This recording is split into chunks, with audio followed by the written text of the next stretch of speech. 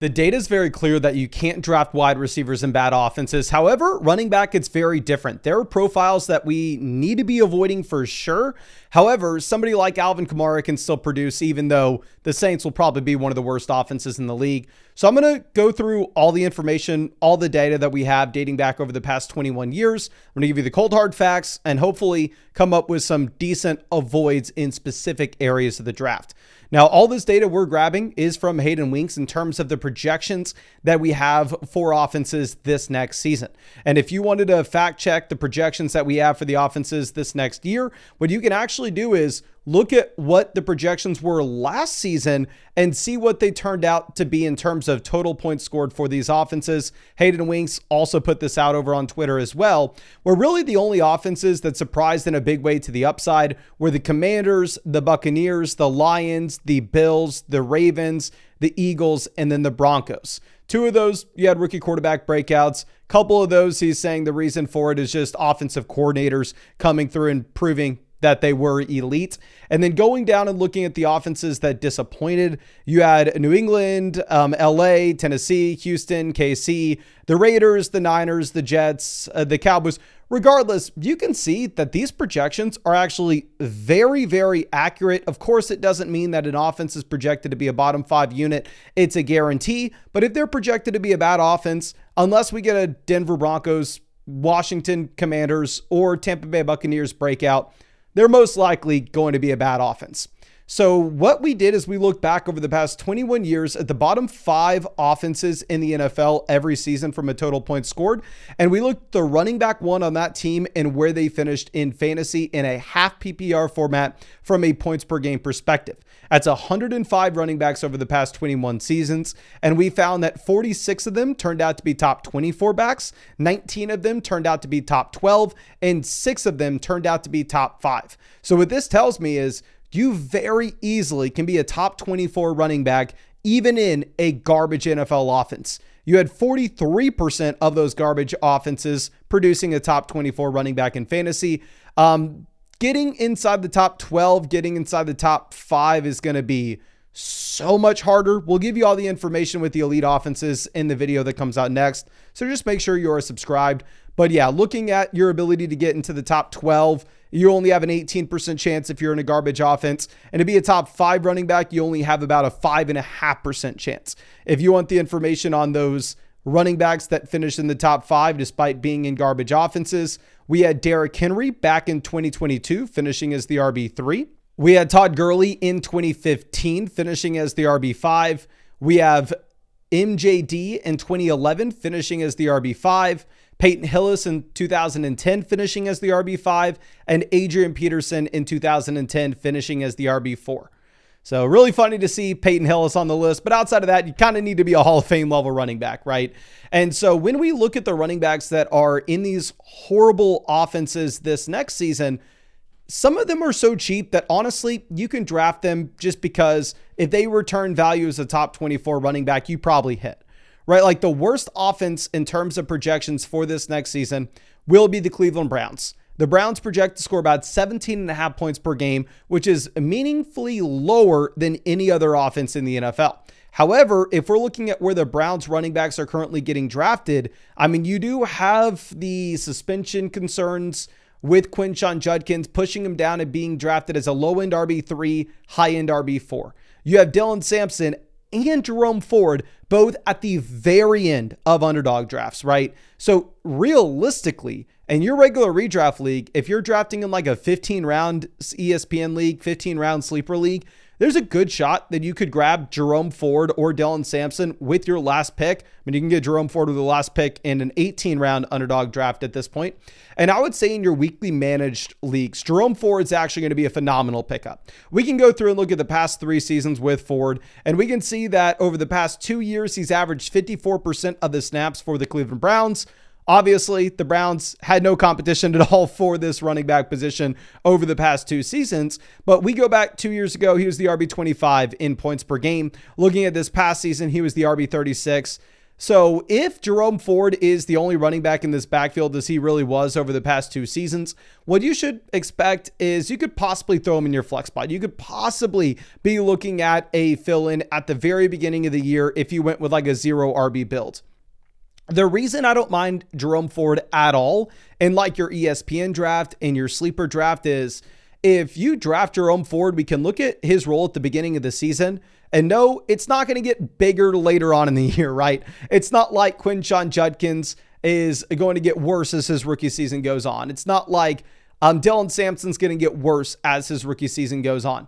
So in your regular managed leagues where you have access to the waiver wire, I don't mind at all picking up Jerome Ford at a massive discount with your last pick or your second last pick, just to see what the role looks like at the beginning of the season, because you could always drop him and pick up another running back right off the waiver wire in week 3. In underdog basketball drafts where you draft him and you're stuck with him the entire season, I would be a little more concerned with that just because the upside's non-existent in this garbage offense. We've seen him with no other running backs in his backfield over the past 2 years, just being an RB3 in fantasy. And now that you have some real competition, I have no interest, because we can go over and we can look at the prospect profiles for both Judkins and Dylan Sampson, and we can see that they're pretty good prospects. Now, all the prospect data, all the stats we're looking at in this video, the player comparison, it's all from flockfantasy.com. Most of this stuff's free. Definitely the stats on the rankings page, definitely the player comparison stuff we'll look at is all free. You can check it out whenever you want. Now, going over and looking at the prospect profile stuff, this may be behind a paywall. I don't remember. Probably is. Quinshon Judkins comps historically to Jonathan Brooks, Nick Chubb, DeAndre Swift, Derrick Henry, Kenneth Walker, Rashad Penny, Zach Charbonnet, Darrell Henderson as a prospect.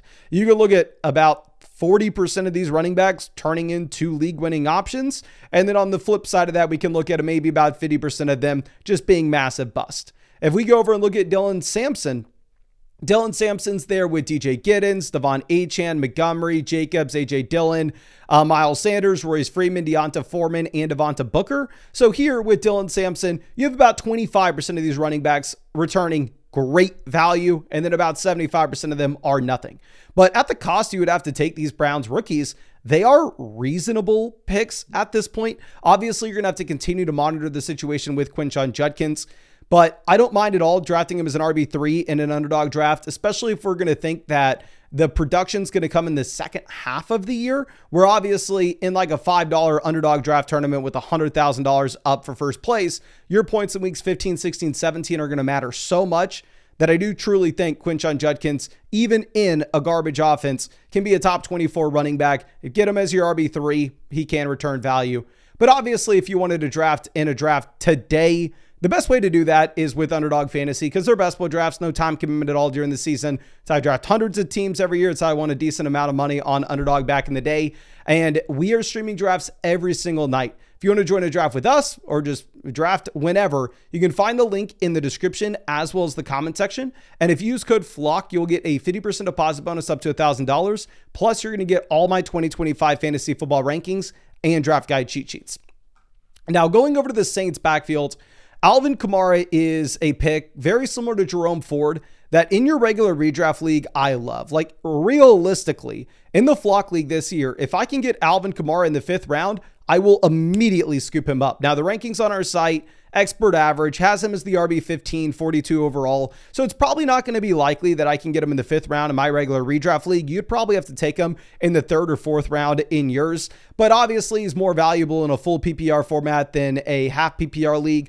One thing that's very interesting to note with Kamara, who projects to be in the 2nd worst offense in the NFL this season, is obviously we are looking at the vast majority of his production coming with the usage as a receiver, which is why him being in a horrible offense with very limited touchdown upside doesn't matter as much. Now, with that being said, the Saints are not going to be competitive at all this season. The Saints haven't been competitive for a while, and what this has meant for the aging running back in a bad offense on a bad team is he really does get scaled back near the end of the year. Like we can look at Alvin Kamara in 2024 in the first 10 weeks versus Kamara in 2024 in the last 6 weeks. And you can see that his points per game falls from 20.7 down to 14.7.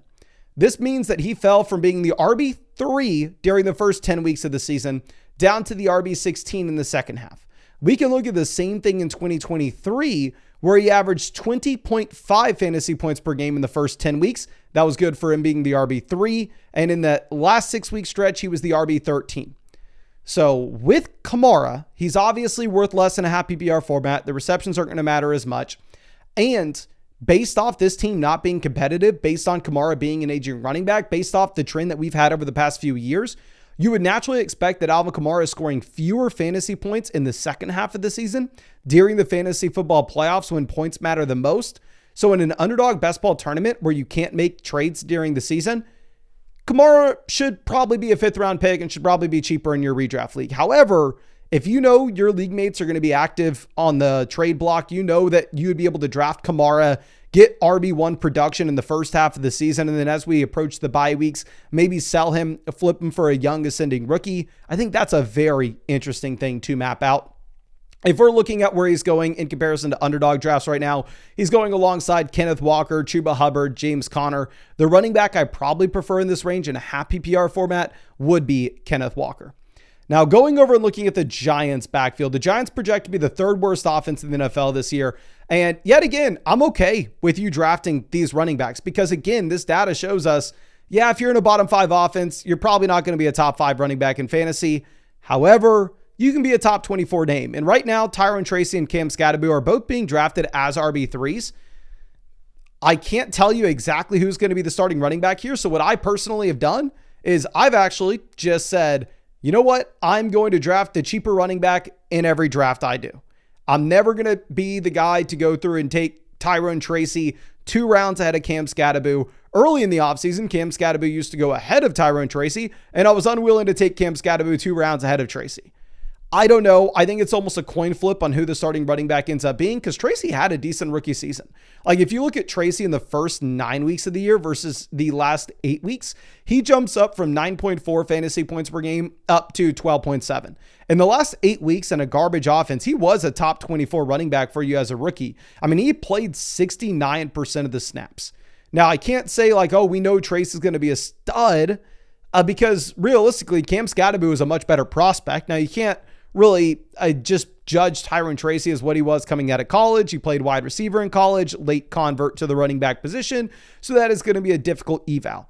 But looking at Cam Scatterby on the prospect profile page on the site, his FSC grade is right in line with Quinshon Judkins, Rashad Penny, Zach Charbonnet, Darrell Henderson, Caleb Johnson, J.K. Dobbins, Darius Geis, Byshell Tootin, Antonio Gibson, and Cam Akers. Now, I understand that you're not looking at the most exciting list of running backs here, but it's not like Tracy is a world beater either. So I would be completely fine with you taking a shot at either one of these running backs cheaply this next season to finish as top 24 names, but that's because you're not having to drop them as a top 12 option. Now, Breece Hall is very unique. The Jets project to be the 4th worst offense in the NFL, and I typically want to be avoiding running backs that are projected out as RB1s in bottom 5 offenses.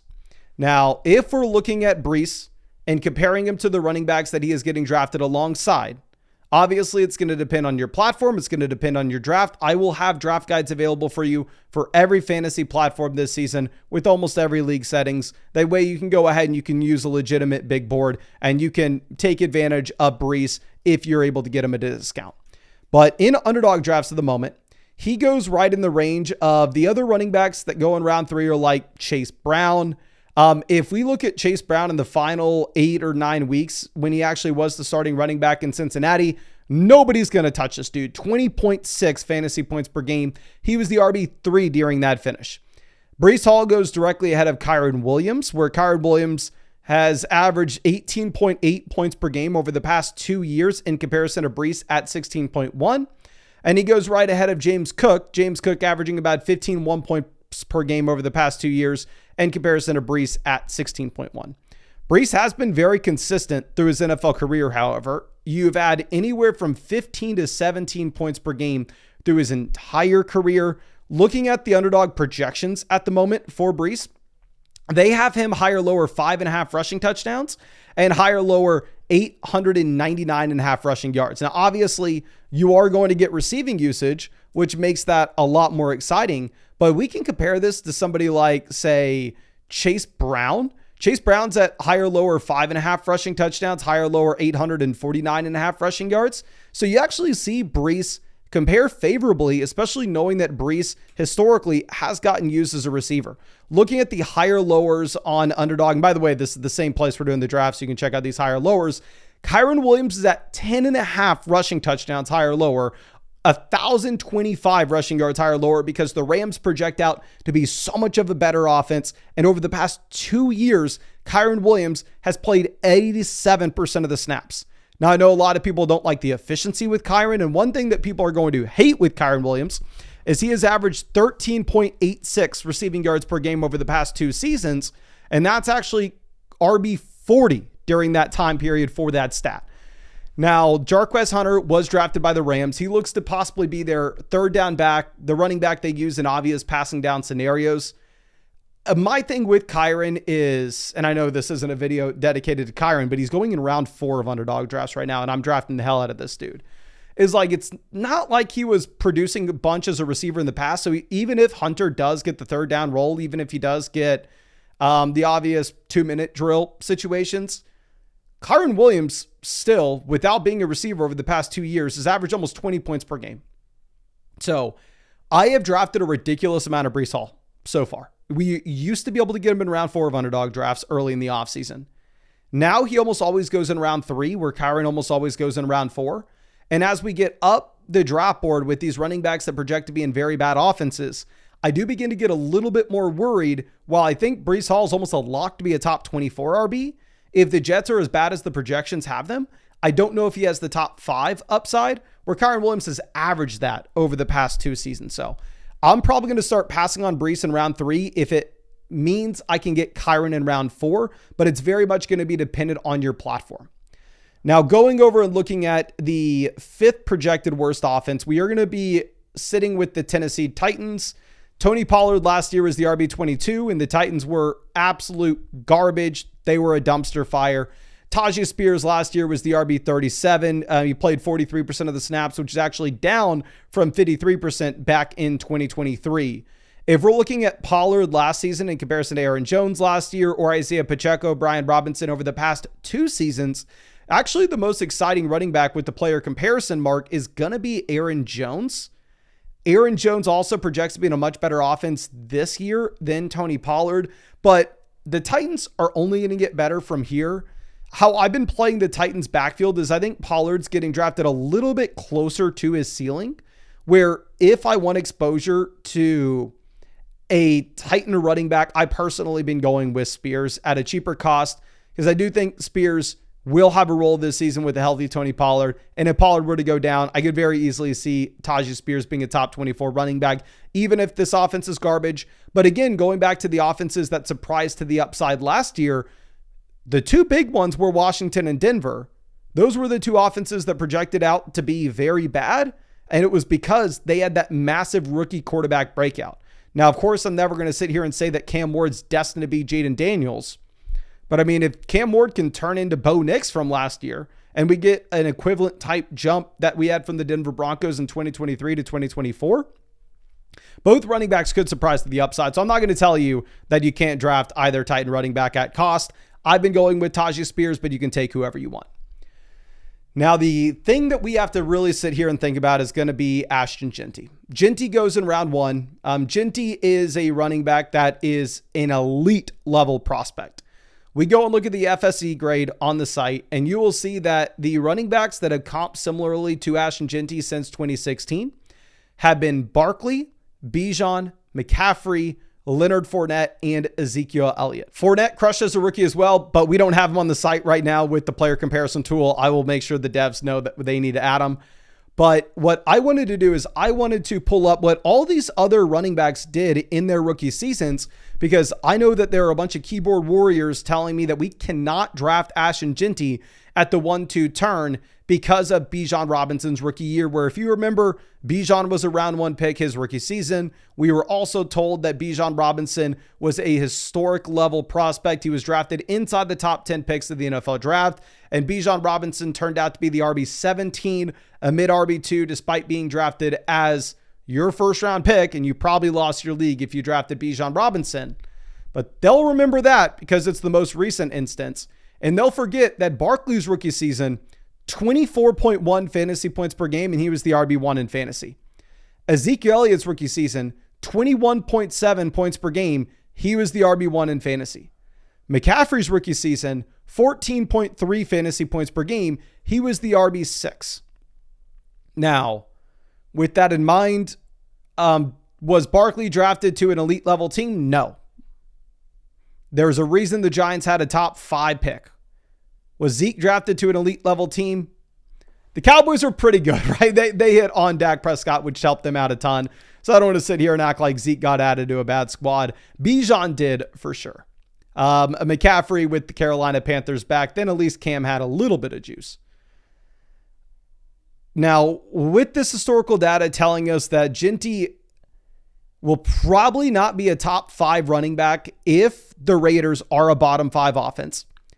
I think if you are drafting Ashton Ginty at the end of round 1, you have to be very confident that the Raiders surprise to the upside. I fully believe in Ashton Ginty's talent profile. I'm not worried at all about taking elite running back prospects as rookies just because Bijan Robinson failed last season.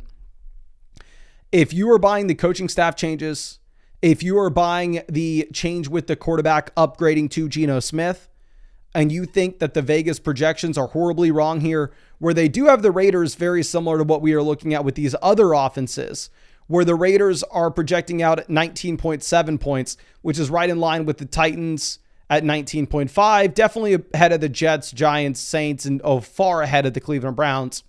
But you have a little down tier of like 6 offenses here until you get up to the Steelers, Panthers, and Colts as the next tier. It's going to be tough for me to draft Ginty ahead of Devon Achane at this point. If we think that Achane has a much better offense with a fully healthy Tua, which is currently what sportsbooks are projecting out. If we look at Achane when Tua played last year, very comfortably being a top 3 running back in fantasy, and neither running back has any competition in their backfield, I am fine drafting Ginty at the 1-2 turn, but if push comes to shove in the flock league and I really have to just nail down one of these running backs, I probably will take Achane ahead of him just because of the historical data. So to recap here, I'm not telling you that you can't draft any of these running backs. They project to be in really bad offenses, but even running backs in very bad offenses can finish as top 24 players. Funny enough, offense production matters less at running back than it did at receiver. I think you just need to be selective. And if you get a running back with a similar profile at a similar cost that's going to be in a good offense versus a bad offense, I want to be going with the running back in a good offense. So I'm personally going to consider taking Achane over Ginty. I'm going to consider taking Kyren over Breece. However, I do think you can draft the Tennessee guys. I do think that you can draft the Browns guys. I think you can draft Kamara in full PPR formats, especially if you think you can trade them during the year. I think you can draft the Giants guys. They're cheap enough. But I hope I was able to help you out with this video some. Again, this is data dating back over the past 21 years to just kind of show you realistically how fantasy points are scored by running backs and garbage offenses. We'll be drafting teams in the live stream tonight, tomorrow night, the night after. Y'all know I'm drafting teams every single night on Underdog Fantasy. I would love for you to draft with us. You can also go take higher, lower on their pick and projections that we showed during this video as well. The link to Underdog Fantasy is in the description and the comment section. If you use code FLOCK, you'll get a 50% deposit bonus up to $1,000. Plus, you'll get all our 2025 fantasy football rankings and draft guide cheat sheets. But I think that's all I got for you. I really appreciate you, and I really hope I get to see you out with the live stream later tonight.